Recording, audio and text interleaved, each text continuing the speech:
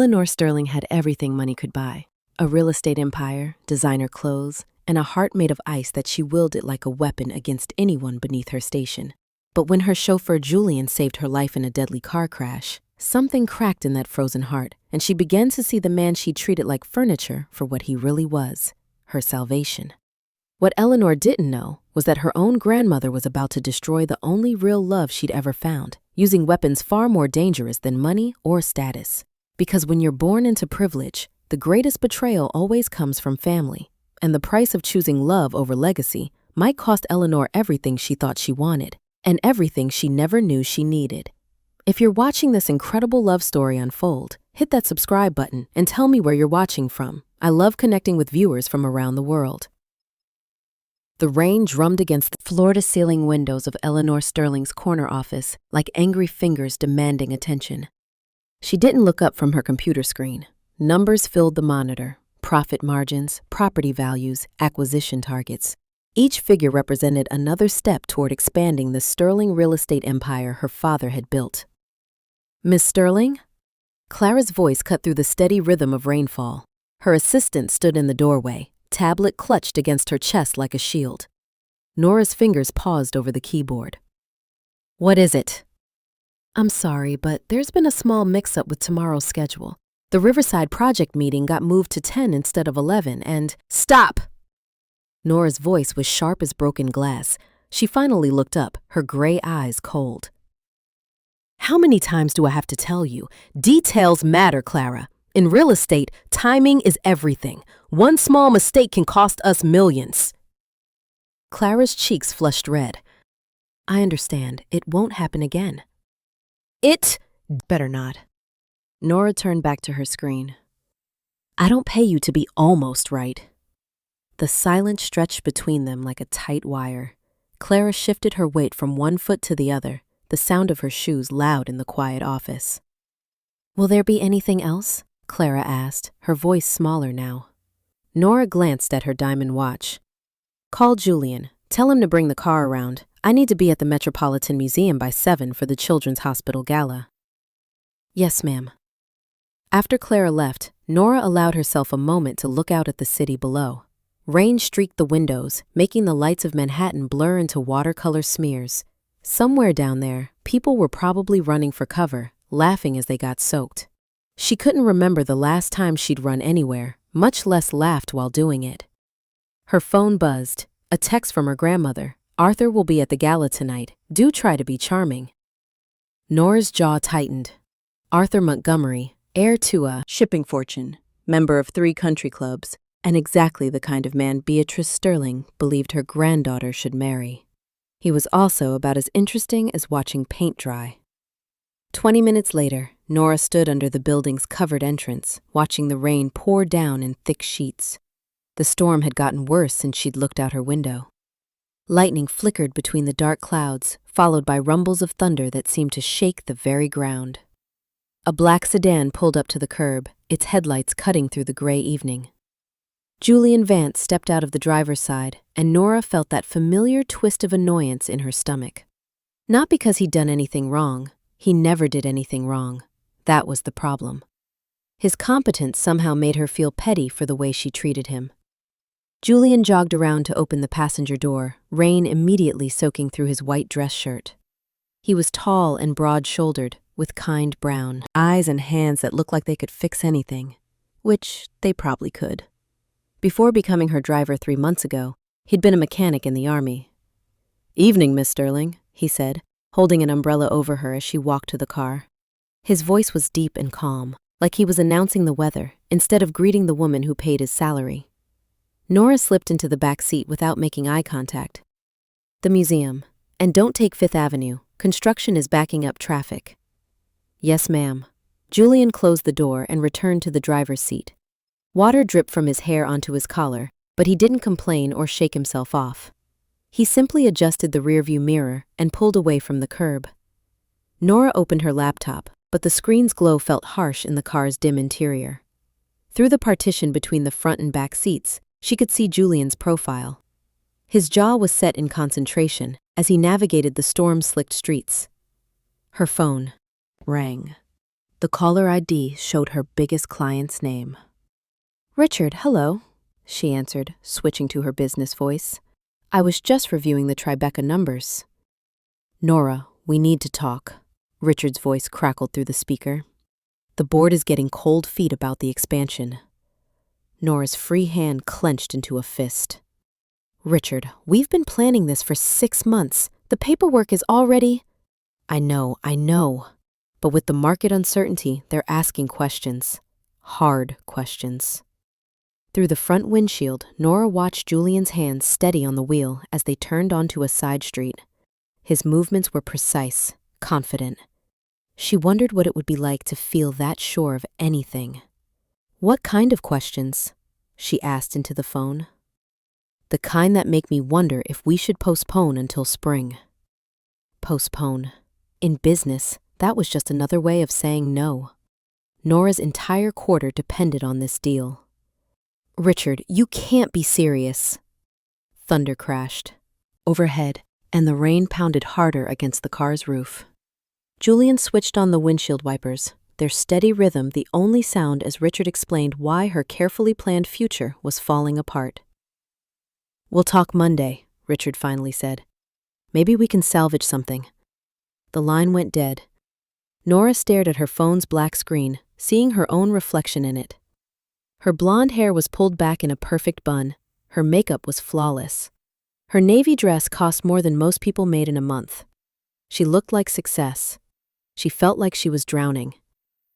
"Is everything all right, Miss Sterling?" Julian's voice came through the partition. "Fine," she said, the word coming out sharper than she'd intended. "Just drive."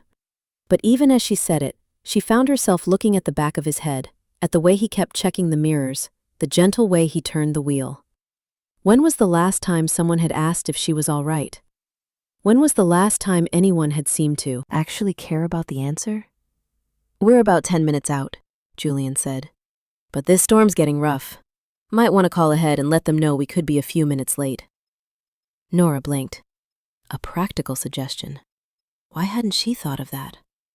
"Good idea," she said, then immediately felt awkward for agreeing with him. She wasn't supposed to need advice from the help. She made the call, then settled back against the leather seat. The rain showed no signs of stopping. If anything, it was getting worse. The car felt like a small island in a gray, watery world.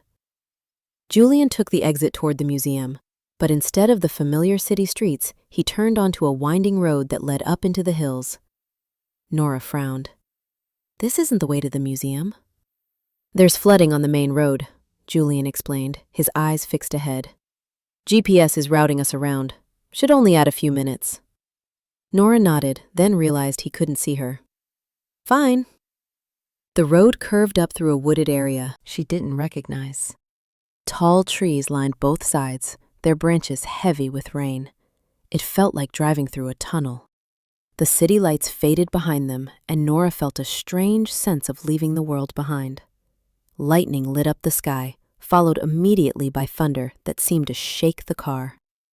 The rain was coming down so hard now that the wipers could barely keep up. Julian leaned forward, peering through the windshield.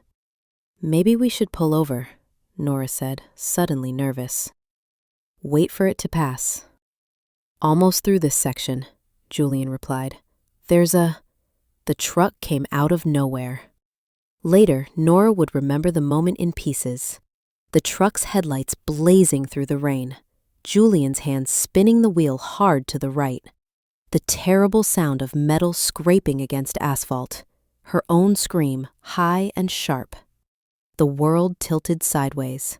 Their car skidded off the road, through the guardrail, and down a steep embankment.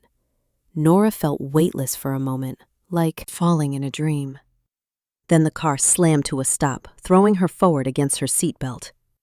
Silence. Nora's ears were ringing. She could taste blood in her mouth. She bit in her tongue.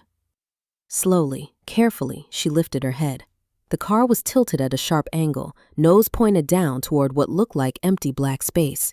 Through the cracked windshield, she could see nothing but darkness below. They were balanced on the edge of something, a cliff, a ravine. She couldn't tell how deep it was, and she didn't want to know.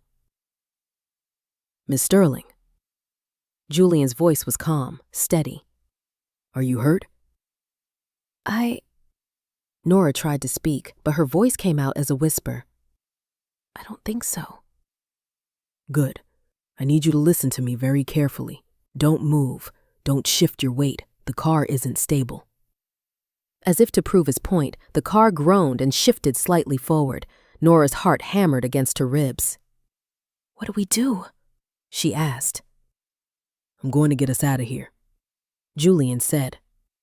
but I need you to. Trust me. Can you do that? Trust him. Nora realized she'd never trusted anyone in her life except herself. And herself had just gotten them into this mess by insisting they drive through a storm to a party she didn't even want to attend. Yes, she whispered. Okay, when I tell you to, I want you to very slowly, very carefully move toward the back of the car. Can you do that without shaking the whole vehicle? Nora looked down at her high heels, her tight dress. I think so. Good. On 3. 1, 2. The car shifted again, and Nora felt her stomach drop as they slid another inch toward whatever was waiting below. 3. Moving felt like the hardest thing Nora had ever done. Every muscle in her body wanted to freeze, to become stone, to not breathe or blink or exist. But Julian's voice kept her steady. That's it. Nice and slow. You're doing great. Inch by inch, Nora slid across the tilted back seat. Her designer dress rode up around her knees and one of her heels caught in the seat cushion. She kicked it off without thinking. Then the other one. The leather was cold against her bare feet. Perfect, Julian said. Now stay right there. She watched him move with the same careful precision. He was bigger than her, and every shift of his weight made the car creak and sway. But he moved like he'd done this before, calm, focused, in control. Julian reached into the front seat and grabbed something from the glove box. A small emergency hammer. He moved to the rear window and positioned himself carefully. Cover your face, he said. The glass exploded inward in a shower of tiny pieces. Cold air and rain immediately filled the car. Nora shivered as water droplets hit her skin. Julian knocked the remaining glass out of the frame, then turned back to her. I'm going to climb out first, then help you. The car might shift when I move, but it should hold. Okay? Nora nodded, not trusting her voice. Julian squeezed through the broken window with surprising grace for such a big man. The car groaned and dipped forward as his weight left it. Nora's hands gripped the seat so hard her knuckles turned white. Your turn, Julian called from outside. Take my hand. His hand appeared through the window opening, large, warm, steady. Nora reached for it and felt his fingers close around hers, strong, safe. I've got you, he said. Trust me. She pushed herself toward the window, glass crunching under her knees. The opening seemed impossibly small. How had he fit through it?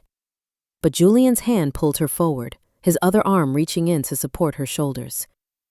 Almost there, he said. Just a little more. Nora felt the night air hit her face, then her shoulders. Julian's hands were gentle but firm, guiding her out of the car and onto solid ground. She collapsed against him, shaking. Behind them, the car made a terrible grinding sound and slid forward another few feet, then another. Then it disappeared over the edge entirely. They stood in the rain and darkness, listening to the sound of metal crashing against rocks far below. Nora couldn't stop shaking. Not from cold, though the rain was soaking through her dress. From the horrible knowledge that she'd been sitting in that car just moments ago. Hey, Julian said softly. He was still holding her shoulders. Look at me. Nora raised her eyes to his face. Rain dripped from his hair, and his white shirt was torn and dirty. But his expression was calm, almost gentle. We're okay, he said. We're alive. We're going to be fine. But the car, my phone was in there. How will anyone find us? They will, Julian said with quiet confidence. But first, we need to get you warm and dry. There's a light through those trees. Looks like a cabin or something. Nora turned to look where he was pointing. Through the rain and darkness, she could barely make out a faint yellow glow in the distance. It might as well have been on the moon. "I can't walk that far," she said. "Not in this rain." Not in bare feet. Julian didn't argue or tell her she had to. Instead, he shrugged out of his suit jacket and wrapped it around her shoulders. It was warm from his body heat and smelled like soap and something else, something clean and honest that she couldn't identify. "We'll take it slow," he said. "I'll help you." They walked through the forest like survivors of some disaster, which, Nora realized, they were. Julian kept one arm around her waist, supporting her weight when she stumbled over roots and rocks. His other hand held a small flashlight he'd pulled from his pocket. "You just carry that around?" Nora asked through chattering teeth. "Army habit," Julian said. "Be prepared for anything." "Were you really in the army?" 4 years. Did 2 tours overseas before I came back to civilian life. Nora had never asked him anything about his background. She just assumed he was another driver, another service person whose job was to get her from point A to point B. She'd never wondered if he had stories or dreams or a life outside of her schedule. "What did you do? In the army, I mean." "Mechanic, mostly. Fixed trucks, helicopters, whatever needed fixing. Kept our guys moving." That explained his steady hands, his calm in the face of crisis. But it didn't explain why he was driving her to charity galas instead of fixing military vehicles. "Why did you leave?" Julian was quiet for a moment, helping her step over a fallen log. "My mom got sick," he said finally. "Cancer. I came home to take care of her." "Is she?" "She's good now. In remission 2 years. Tough lady." There was warmth in his voice when he talked about his mother, a softness that Nora had never heard before. The light grew brighter as they walked. It was indeed a cabin, small and rustic, with smoke coming from the chimney. But as they got closer, Nora could see it was dark except for the firelight flickering in the windows. "Looks abandoned," Julian said. "But the fire's going. Someone's been here recently." He tried the front door first. Locked. Then he walked around the cabin's perimeter, testing windows. All locked. "I'm sorry," he said, returning to where Nora huddled under the small porch roof. "I'm going to have to break in." Nora almost laughed. She was soaked, shoeless, and stranded in the mountains with her driver, hiding from a storm in an abandoned cabin. Her grandmother would have a heart attack if she could see her now. "Do it," she said. Julian found a rock and wrapped it in the torn sleeve of his shirt. He broke a small window near the back door, reached inside, and unlocked it from within. The door swung open to reveal a simple, rustic interior, lit by a fire in the stone fireplace. "Hello," Julian called out. "Anyone here?" No answer. The cabin was small but cozy. A single room with the fireplace, a small kitchen area, and what looked like a bed in the corner. Hunting decorations covered the walls, pictures of deer, fishing rods, mounted fish, a hunter's retreat, Nora thought. Somewhere a person came to get away from the world. "We should leave money," Nora said, "for breaking in." Julian looked surprised, like he'd expected her to care only about her own comfort. "Good idea, and we'll call them tomorrow, make sure everything gets fixed." He added wood to the fire from a pile near the fireplace. The flames grew brighter, filling the cabin with warm light.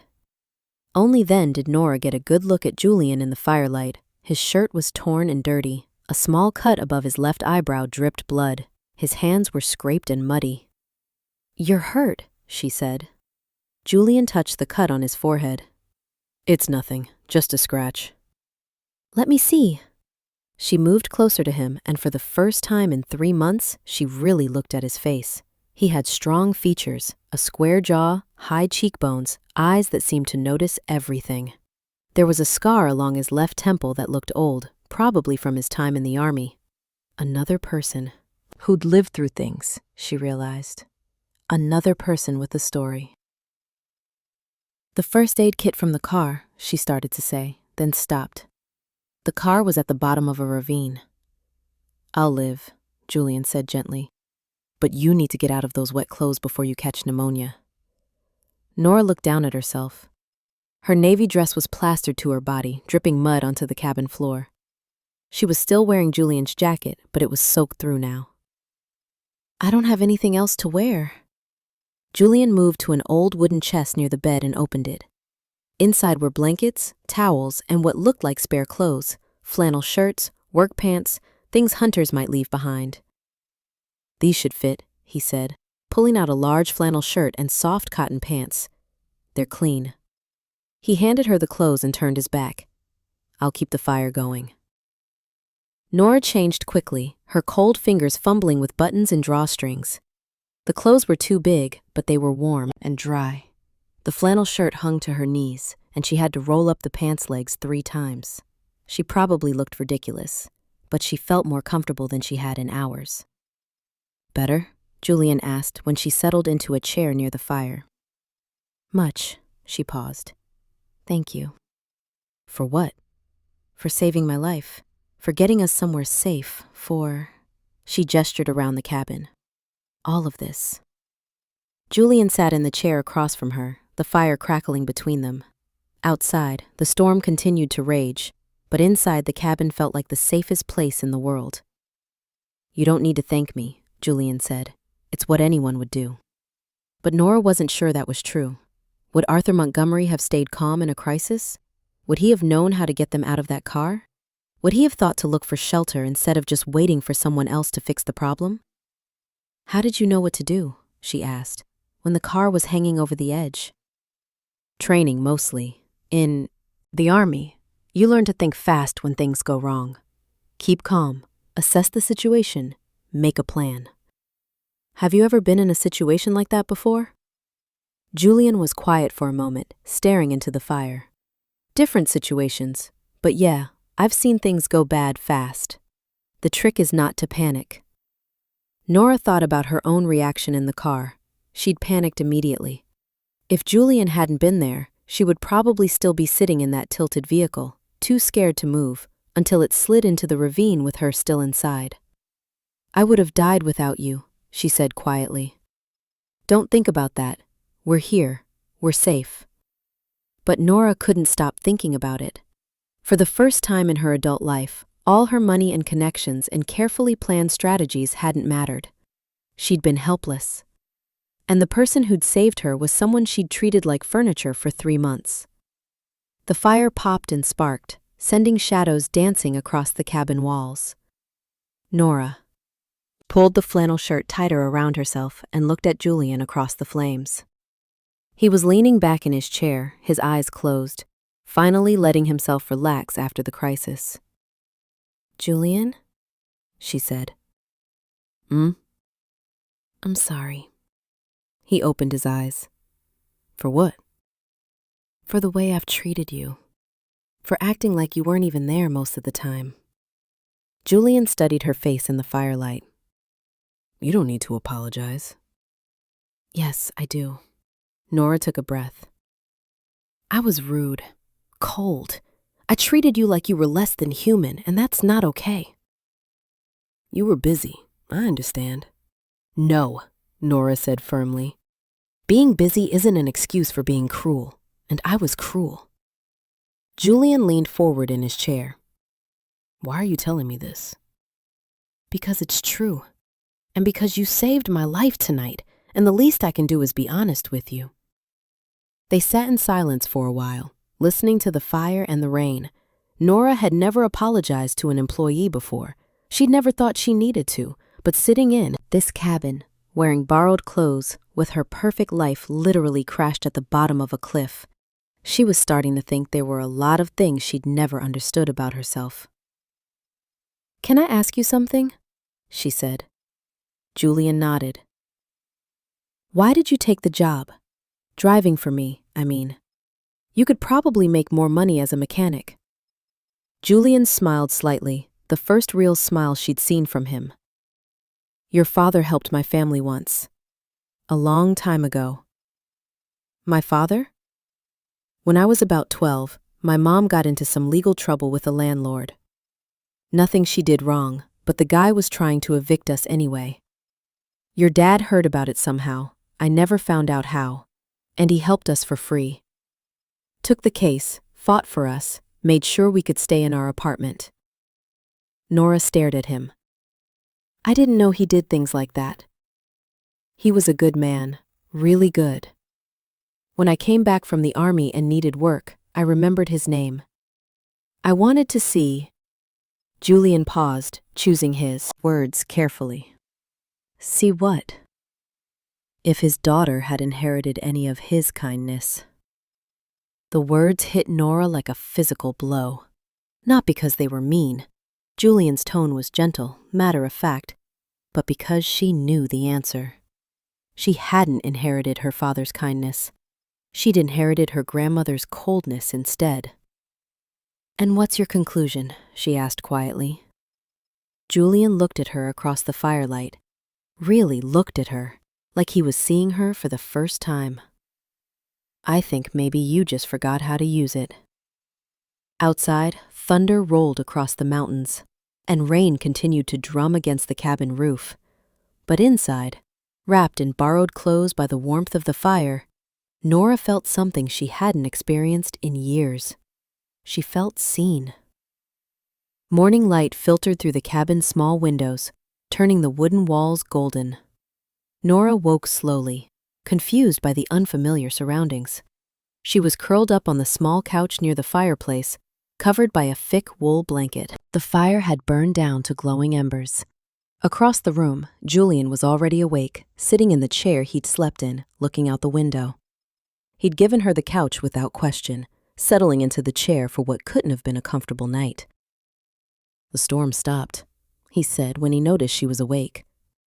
Nora sat up, pushing hair out of her face.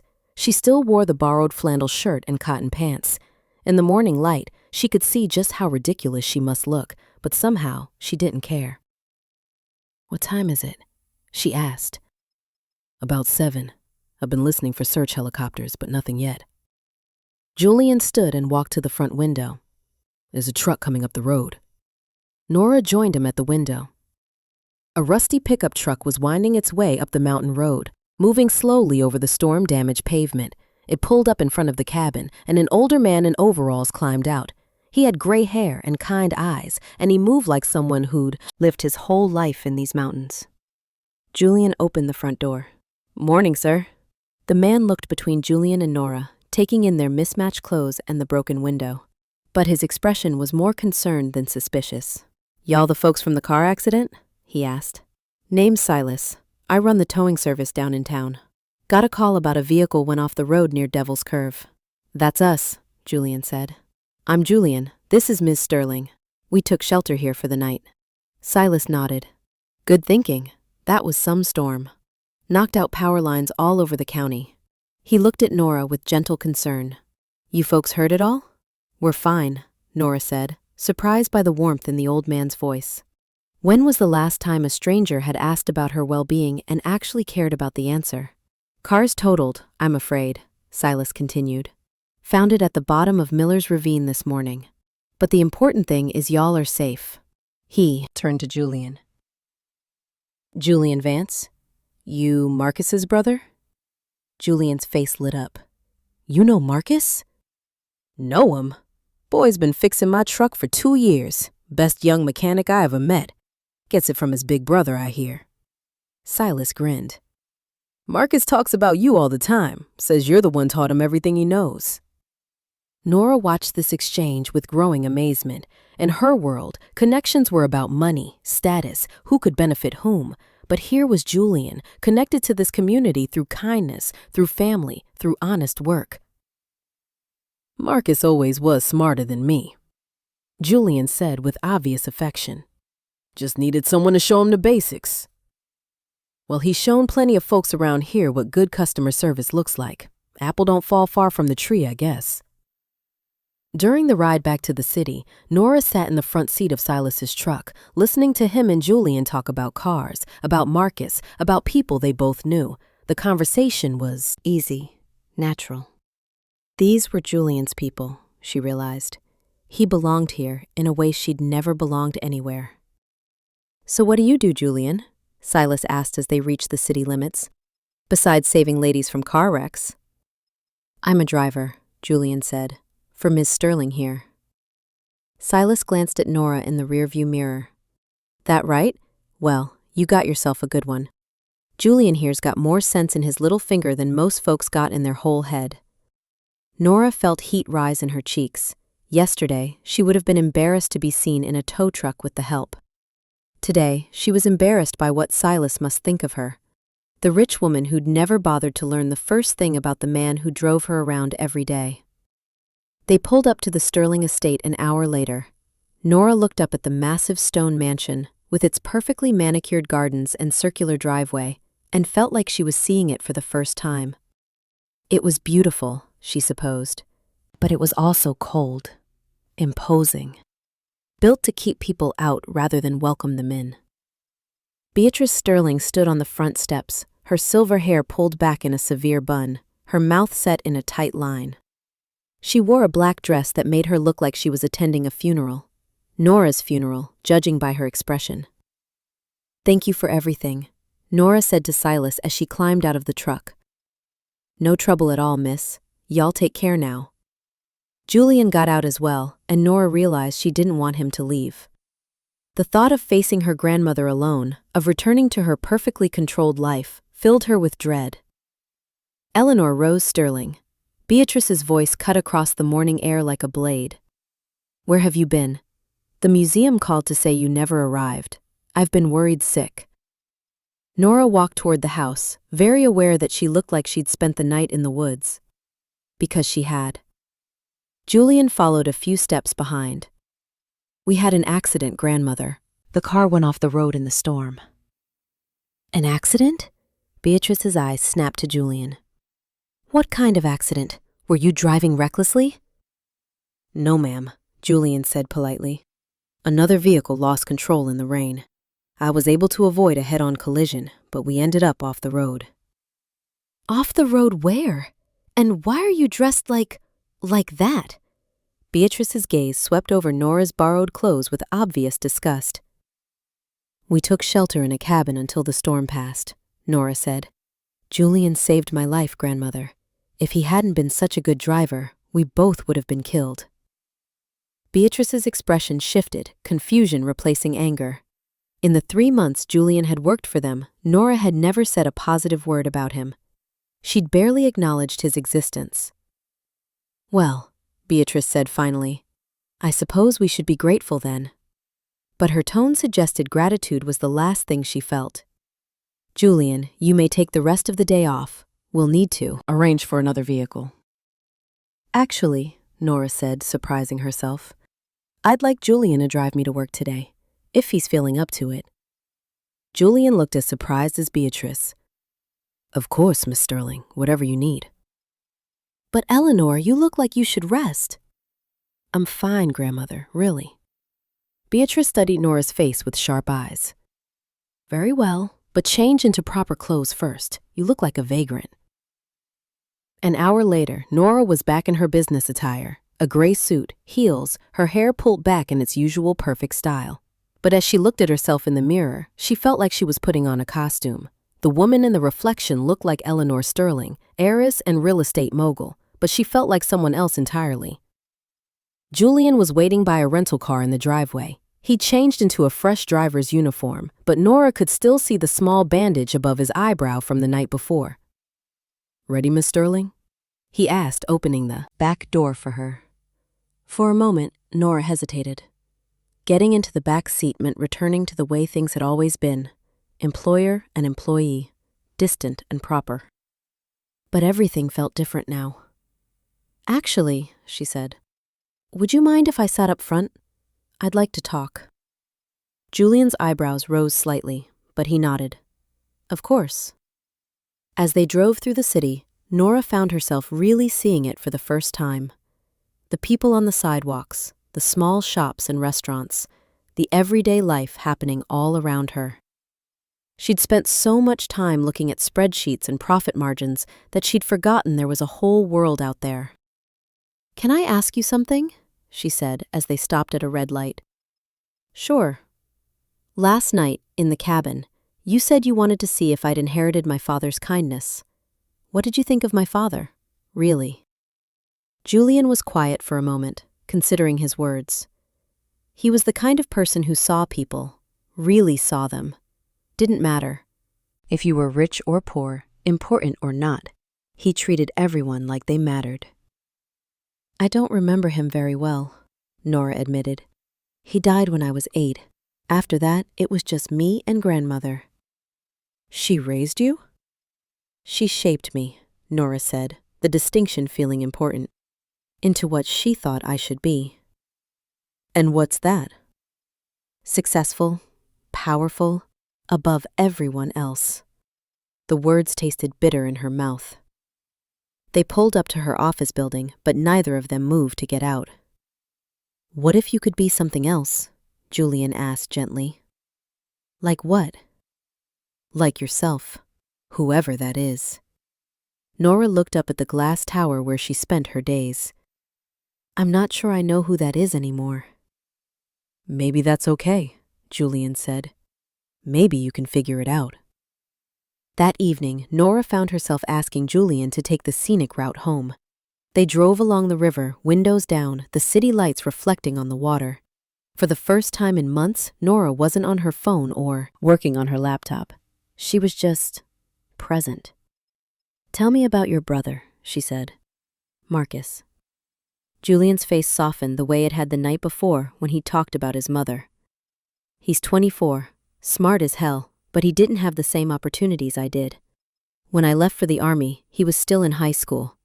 Got into some trouble for a while, nothing serious, just hanging with the wrong crowd." "What changed?" "I came back. Started working with him in the garage where he'd gotten a job. Showed him that he had real talent with engines, that he could build something good with his life." "You're proud of him." "Very. He's building something real, you know? Something that helps people." They stopped at a small roadside park overlooking the river. Julian turned off the engine, and they sat in comfortable silence, watching the water flow by. "What about you?" Nora asked. "What do you want to build?" Julian smiled. "Someday, I'd like to open my own shop. Restoration, maybe. Take old cars that are broken down and bring them back to life. Make them beautiful again." "That sounds wonderful. What about you? What do you really want?" Nora had been asked that question countless times in business meetings, at social events, by reporters. She always had the same answer ready. Expand the Sterling Empire, increase market share, maintain the family legacy. But sitting by the river with Julian, the real answer surprised her. "I want to matter," she said quietly.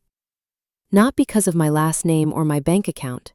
I want to do something that makes people's lives better." "You could, do that." "How?" "Start small, pay attention to people, ask them what they need." It sounded so simple when he said it. But Nora's life had been built around taking, not giving. Around being served, not serving others. "I wouldn't know where to begin." "Maybe begin with tomorrow," Julian suggested. "See what happens." They drove home as the sun set behind them, painting the sky in shades of orange and pink. Nora felt something she hadn't experienced in years. Hope. Not for a business deal or a financial gain, but for the possibility of becoming someone better than who she'd been. When they pulled up to the Sterling estate, Nora didn't get out immediately. "Julian?" "Yes?" "Thank you. For last night, yes, but also for today. For helping me see things differently." "Thank you for letting me." As Nora walked toward the house, she felt lighter than she had in years. Behind her, she heard Julian's car pull away, and she found herself already looking forward to seeing him again tomorrow. She had no way of knowing that by tomorrow evening, everything would change. The next morning started like any other, except Nora found herself looking forward to seeing Julian. She'd spent most of the night thinking about their conversation by the river, about the possibility of becoming someone who mattered for the right reasons. She was in her office by 8, but instead of diving straight into emails, she called Clara in. "Good morning," Nora said, her tone warmer than usual. "How are you today?" Clara looked suspicious, like she was waiting for the trap. "I'm fine, Miss Sterling. Is everything all right?" "Everything's fine. I wanted to apologize for yesterday, for snapping at you about the schedule mix-up. That wasn't fair." Clara's eyes widened. In 3 years of working for Nora, she'd never received an apology. "Oh, thank you. That means a lot." "Good. Now, what's on the agenda for today?" The morning flew by differently than usual.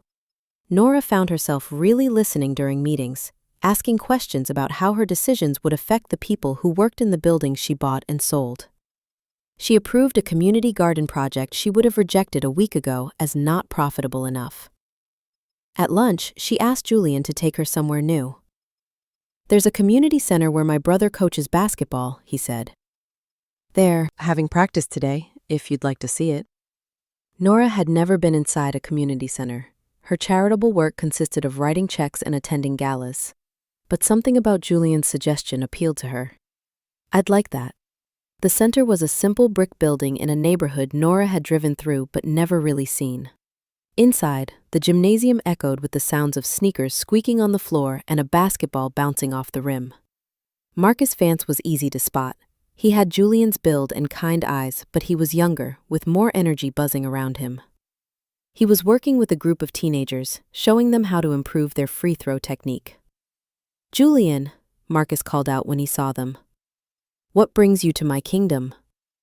"Wanted to show Miss Sterling your operation," Julian said. "Figured she might be interested in what you're doing here." Marcus looked at Nora with curious eyes. She was clearly out of place in her business suit and heels, but he didn't make her feel unwelcome. "This is our after-school program," Marcus explained as they walked around the gym. "Kids come here instead of hanging out on the streets. We do basketball, homework help, life skills, whatever they need." "How many kids do you work with?" Nora asked. "About 40 regular attendees. Could be more if we had better equipment, more space, but we make do." Nora watched the teenagers playing. They looked happy, focused. Some were better players than others, but Marcus encouraged them all with equal enthusiasm. "These kids remind me of me at that age," Marcus continued, not sure what direction to go, just needing someone to believe in them. One of the players, a girl who couldn't have been more than 14, made an impressive 3-point shot. Marcus high-fived her, and her face lit up with pride. "That's Keisha," Marcus said quietly. "Lost her dad last year, been acting out at school. But she's got real talent, and basketball gives her something to focus on." Nora felt something twist in her chest as she watched Keisha line up for another shot. When had she last felt that kind of pure joy? When had she last been proud of something that didn't involve money or status? "What does it cost to run this program?" she heard herself asking. "We scrape together about $3,000 a month," Marcus said. "Rent, utilities, equipment, my salary, which isn't much, but it's enough." $3,000. Nora spent more than that on shoes in a good month. They stayed for an hour, watching practice and talking with some of the kids.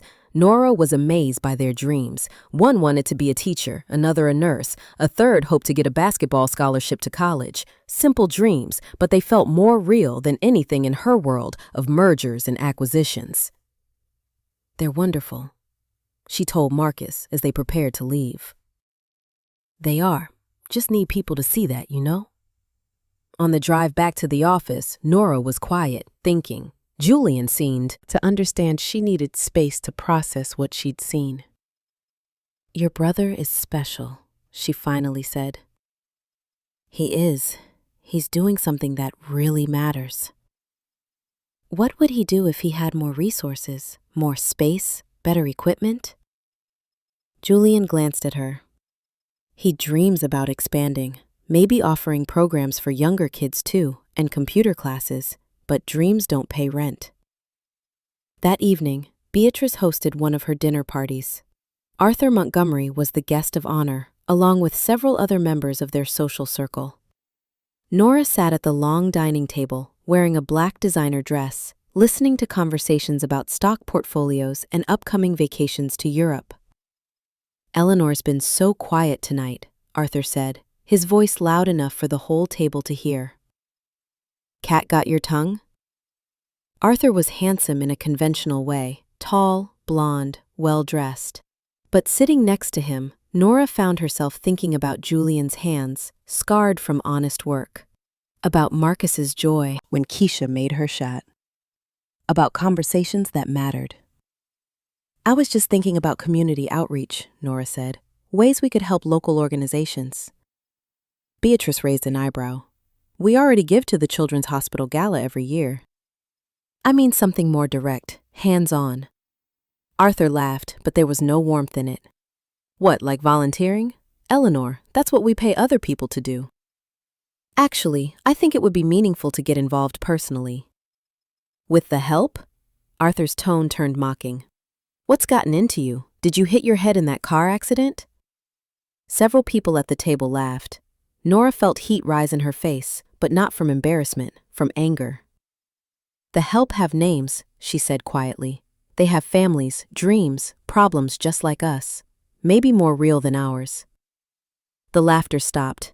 Arthur stared at her like she'd started speaking a foreign language. Eleanor, Beatrice said sharply, I think you're overtired from yesterday's ordeal. I'm not overtired. I'm awake for the first time in years. Arthur leaned back in his chair, studying Nora with new interest. This is about your driver, isn't it? The one who saved you? What's his name? Julian something? The way he said Julian's name made it sound dirty. Nora's hands clenched in her lap. Julian Vance, and yes, he saved my life. He also showed me what real character looks like. Character, Arthur repeated, his tone dripping with condescension. Is that what we're calling it now? What's that supposed to mean? Arthur shrugged.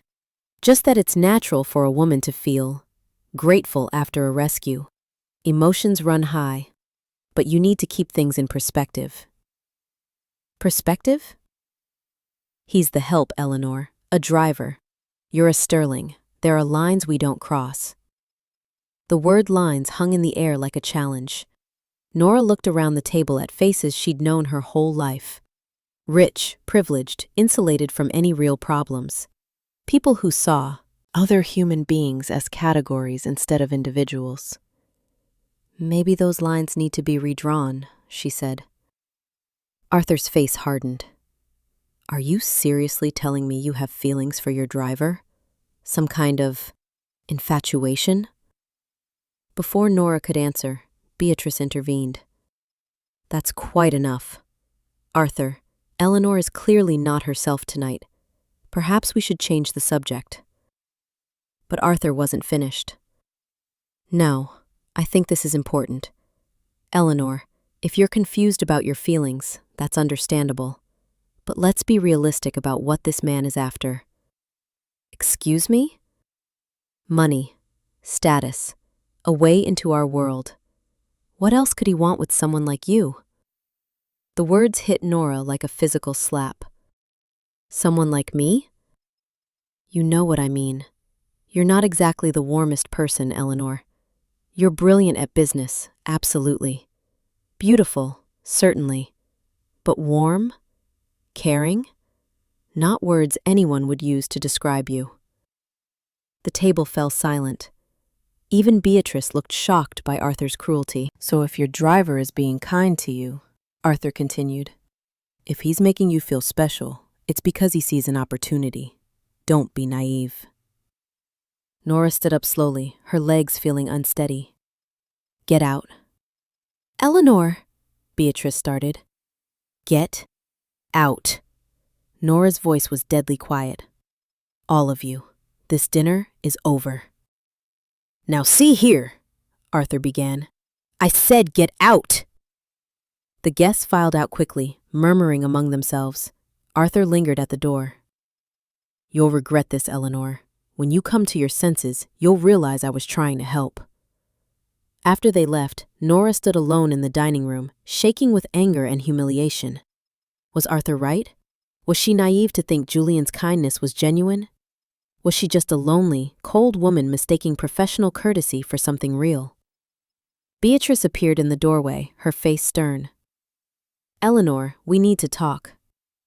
They went to Beatrice's study, a room lined with portraits of sterling ancestors who had built their fortune through Shrewd business deals and advantageous marriages. Sit down, Beatrice commanded. Nora remained standing. If you're going to lecture me, I'm going to tell you the truth, something I probably should have done years ago. Beatrice moved to the window, looking out at the estate grounds. The sterling fortune is gone, Eleanor. What? Gone. We're bankrupt, have been for months. The words didn't make sense. That's impossible. The real estate portfolio alone is mostly mortgaged. Your father made some very poor investments before he died.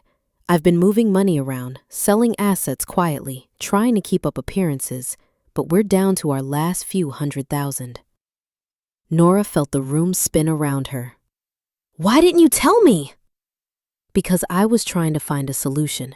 Arthur's family wants to merge their shipping business with our real estate holdings. It would save us. And in exchange, you marry Arthur. Nora sank into a chair, her legs finally giving out. You want to sell me. I want to save this family, save the sterling name. By selling me to the highest bidder. By making a practical arrangement. Marriage isn't about love, Eleanor. It's about security, stability, building something that lasts. Nora thought about her parents' marriage, the few memories she had of them together. Had they been happy? Had there been love there, or just another business arrangement? What if I say no? Beatrice's expression hardened. Then we lose everything. The house, the business, the name. We become nothing. Maybe nothing would be better than this. You don't mean that. You've never wanted for anything, never had to struggle. You don't know what it's like to have nothing. But Nora was thinking about Marcus's community center, about Julian's dreams of opening his own shop, about people who built something meaningful with their own hands. Maybe I need to learn. Beatrice stared at her granddaughter like she was looking at a stranger. This is about him, isn't it? Your driver. Arthur was right. You've developed some kind of attachment. His name is Julian, and yes, maybe I have. Eleanor, be reasonable. What future could you possibly have with a man like that? A real one. Real? Beatrice's voice rose. Real is making smart choices. Real is understanding your place in the world. Real is not throwing away everything your family built for a fantasy. Nora stood up, feeling steadier than she had in years. Maybe the family built the wrong things. Don't be ridiculous. Go to your room. Sleep on this. In the morning, you'll see sense. But Nora was already walking toward the door. In the morning, I'm going to make a different choice. She went to her room, but she didn't sleep. Instead, she sat by her window, looking out at the estate grounds, thinking about the last few days. About the woman she'd been and the woman she wanted to become. By dawn, she'd made her decision. She found Julian in the garage, washing one of the estate's cars. He looked up when she entered, and his face brightened in a way that made her heart skip. Good morning, Miss Sterling. You're up early. I need to tell you something, she said, moving closer to him. About last night, about what happened at dinner. Julian set down the cloth he'd been using. You don't have to tell me anything. Yes, I do, because I think I'm falling in love with you, and I need you to know the truth before I say that. Julian went very still.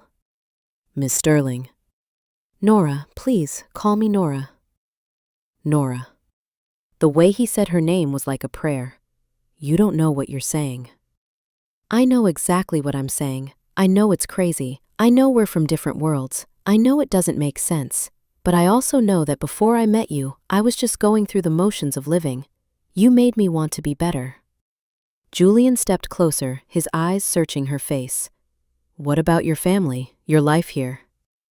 My family wants to marry me off to save the sterling fortune. My life here is just a beautiful cage. She reached out and touched his hand, the first time she'd ever touched him deliberately. I want something real. Nora, Julian said softly. Are you sure? Instead of answering with words, she rose on her tiptoes and kissed him. It was soft at first, tentative, then deeper as Julian's arms came around her. She felt like she was coming home to a place she'd never known existed. When they broke apart, Julian rested his forehead against hers. "I've been hoping you'd figure out who you really are," he whispered. "I think I'm starting to." They held each other in the quiet garage as the morning sun streamed through the windows. For the first time in her adult life, Nora felt truly happy. She had no idea that Beatrice's driver was standing outside, camera in hand, capturing everything. Within an hour, the photos were on Beatrice's desk. By afternoon, Beatrice had made her choice too. "Get him out of here," she told her lawyer on the phone. "File charges if you have to. Harassment, theft, anything that will stick. And make sure he never works for another respectable family again." The war for Nora's future was about to begin. But standing in Julian's arms, Nora felt ready for any battle. For the first time in her life, she was fighting for something that truly mattered. Love.